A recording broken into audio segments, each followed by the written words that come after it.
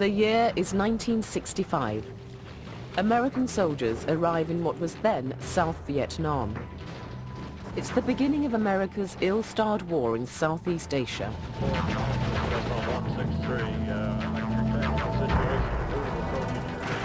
In the coming years, the world's greatest military power was to launch an all-out assault on the communist guerrilla forces of this small country. Okay, we'll be coming in from the west behind your tracks. They had never come across an enemy like it. The guerrillas would appear as if from nowhere. The inspiration behind this extraordinary army, a small, frail and elderly man called Ho Chi Minh.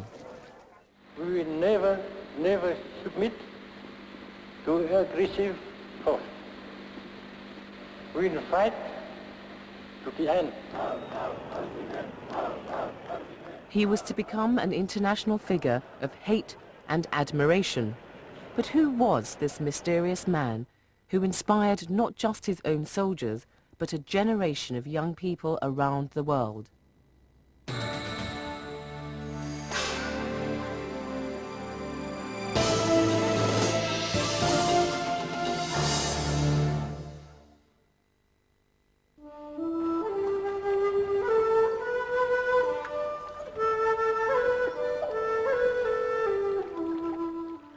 Ho Chi Minh was born in 1890 in what was then known as French Indochina, a large slice of Southeast Asia. It was a French colony. The population worked on the large French-owned rubber plantations. Men were cheaper than machines, and the local population was conscripted into work gangs. There were frequent rebellions which were brutally put down. Ho Chi Minh, the son of a prosperous civil servant, witnessed many of them. As he grew up, he became frustrated by the lack of opportunity and indignant at the treatment of his people.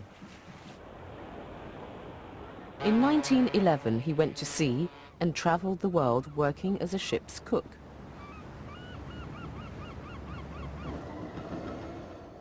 In London, he worked as a dishwasher.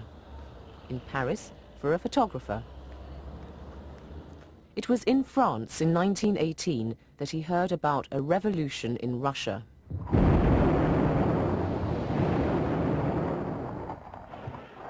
The Russian Revolution offered hope and inspiration to millions of people living under foreign colonial rule. The reason the Russian Revolution had such an impact on peoples in the colonial world was that they saw the Russian people creating a completely new type of regime. And I think that gave people in that period, in the 20s and 30s, a lot of hope, because they said if the Russians can do it against their own rulers, we can surely do it against foreign rulers.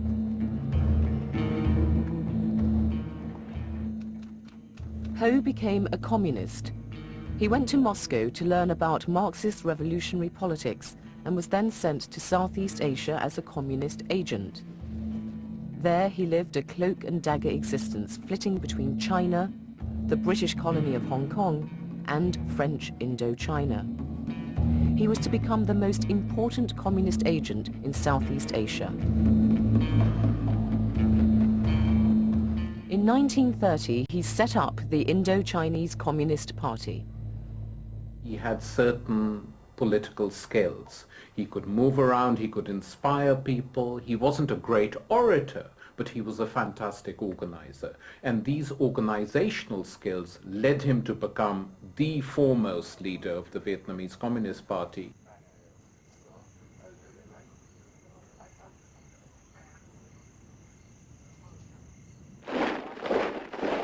In 1939, World War II broke out. France was occupied by Germany, and the colonial administration in Indochina collapsed. By the end of the war, there was no effective control in the region. In 1945, Ho Chi Minh declared Vietnamese independence. I remember the day very well. It was sunny. About 1 million people had assembled in the center of Hanoi to listen to the Declaration of Independence by the President Ho Chi Minh.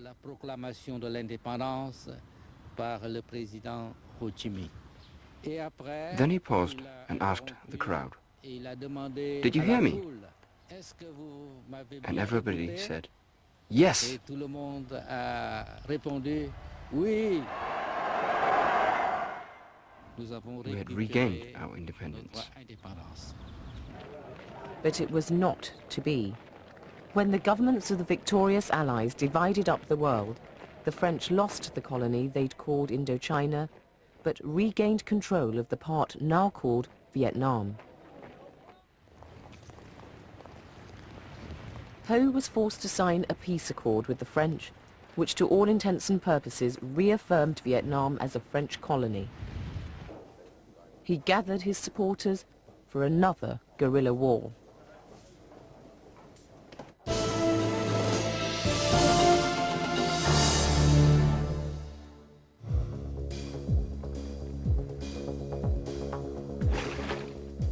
It was a bad settlement which created an uneasy peace.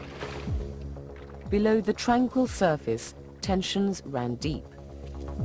As the French re-established their authority, the Vietnamese resisted. Within a year, in 1947, Ho was back in the mountains with an army of guerrilla fighters preparing for a long and bloody anti-colonial war. Communist Russia and China backed Ho's guerrilla army. The USA and Europe backed France with words and more. The American Secretary of State, a Cold Warrior by the name of John Foster Dulles, asked the French, "Do you wish to use nuclear weapons to bomb this army of termites which is advancing to you?" The French refused, mercifully for us. The climax of the war came in 1954, when the Vietnamese laid siege to a French military base at Dien Bien Phu. The siege lasted for 55 days. 3,000 crack French paratroopers were dropped in to help. The Vietnamese were led by a brilliant young general called Vo Nguyen Giap, who marshaled the Vietnamese forces and improvised supply lines using bicycles to bring in arms and food.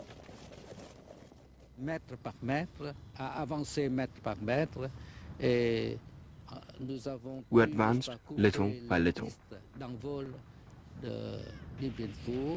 We were able to cut the road around Dien Bien Phu. Then we assembled our forces and advanced little by little and surrounded the French. To the astonishment of the world, and particularly the French, the Vietnamese won a decisive victory. 16,000 French troops were either killed or captured.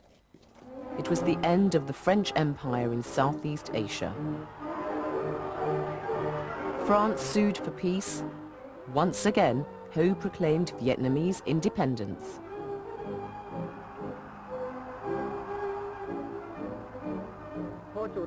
We are asking for national support to destroy the enemy. We are asking everybody to work hard to win victory. The clapping and cheers are echoed throughout the country. The power of the people can move mountains, and it can destroy the enemy. It was a nasty moment for America, who now began to worry that communism would spread to the rest of Southeast Asia. America feared that, like dominoes, one country after another would fall to communist guerrillas. In July 1954 in Geneva, a peace deal was hammered out to minimize the danger. There'd be a 2-year ceasefire during which Vietnam would be divided in two: a communist north and a republic in the south. Then there would be free elections on both sides of the border to decide the future of Vietnam. these elections never took place, and President Eisenhower of the United States gave a very clear answer to that. He said the reason we didn't permit elections to take place in Vietnam was because we were worried that if they took place, 90% of the population would vote for Ho Chi Minh. The border became permanent. Bridges along it were never repaired. The world powers had once again cheated the Vietnamese of their victory. A pro-American anti-communist president called Dien was installed in the south, and Ho Chi Minh, worn down by years of war, had to settle for half of the country he'd fought for, the People's Republic of North Vietnam.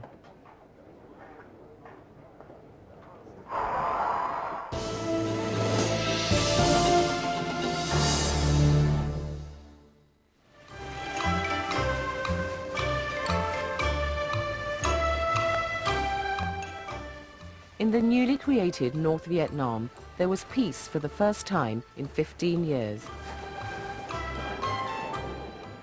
Ho Chi Minh set about building a new communist society. Russia and China were the models. There was a massive and brutal redistribution of land. The big plantations and farms were broken up and land parceled out to some 8 million landless peasants. Landlords became figures of hate, symbols of all that was bad about the old society. We had to find in each village 2 or 3 landlords who were, as it were, reactionaries, and shoot them, so that the class consciousness of the peasants would be heightened.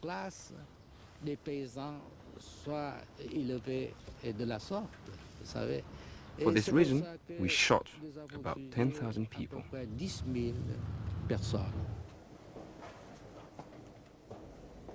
Despite the ruthless suppression of political opponents, Uncle Ho, as he became known, remained a popular figure. He was seen throughout the 2 Vietnams as a great patriot who dedicated his life to the country. The border dividing the north from the south became a source of mounting tension, dividing families, friends, and communities. Ho began to exploit these feelings. He sent communist agents to the south to agitate for national reunification. They were well received, particularly in the rural areas where Ho's memory was still revered. The South Vietnamese regime, decadent, sleazy, and increasingly dominated by America, began to collapse in the face of a widespread popular desire for reunification. America saw its buffer zone against communism falling apart. In 1965, the United States sent in troops to prop it up. They landed at a place called Da Nang. The American generals had promised a short war which would flush out the communists in the south and teach North Vietnam a sharp lesson. Ho Chi Minh feared what might happen. He was very anxious because how could we take on the Americans? She was the biggest power in the world. Her soldiers were bigger and stronger than ours. Well equipped, well exercised, well trained. So he gave the order that we should investigate which tactics would help us fight the Americans.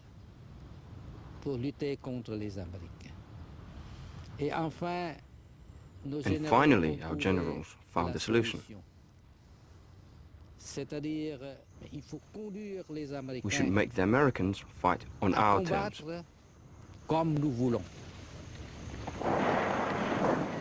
The Vietnamese depended on surprise and speed. Their aim was to get in close, destroy the target, and get out quickly. Our slogan was, grab the enemy by the belt to fight him. Those were the words of Ho Chi Minh. It was surprisingly effective. The Americans responded with ever greater firepower. Troop numbers rose to 500,000. American aircraft dropped more bombs than during the entire period of World War II.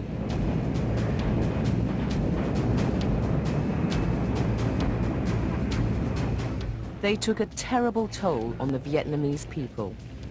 Yet, to everybody's amazement, North Vietnam did not collapse.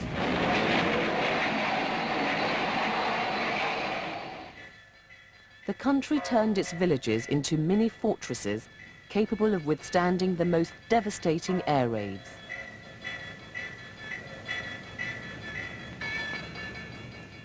Only afterwards, when film like this was seen, did people in the rest of the world realize how ingenious the North Vietnamese had become at living through the bombardments. A system of tunnels under the villages enabled people to survive against all the odds. Ho, by now an old man, continued to be the inspiration for his people. American imperialism is the aggressor. It must stop its air attacks on the north. It must put an end of its aggression in the south. Withdraw these troops from South Vietnam and let the Vietnamese people settle by themselves their own affairs. In the West, Ho Chi Minh became a symbol of how a small country can stand up for itself. But by the late 1960s, Ho's health was fading. In 1969, he died at the age of 79. When Ho Chi Minh died, everybody cried. Everybody. Little children to old men loved him, and everybody was very sad. Very sad.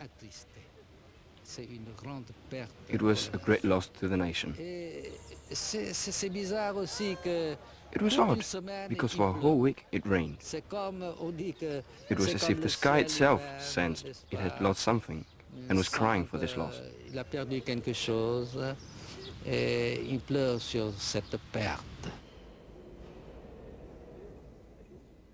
Ho was never to see what he'd spent his life fighting for. But 5 years later, in 1973, the USA decided that 50,000 dead Americans was too many. The soldiers went home, leaving South Vietnam to defend itself. 2 years later, in May 1975, the US government pulled out its remaining advisors, and the North Vietnamese entered Saigon, capital of the South. They were to rename it Ho Chi Minh City. 6 years after his death, Ho's dream of an independent, united Vietnam came true.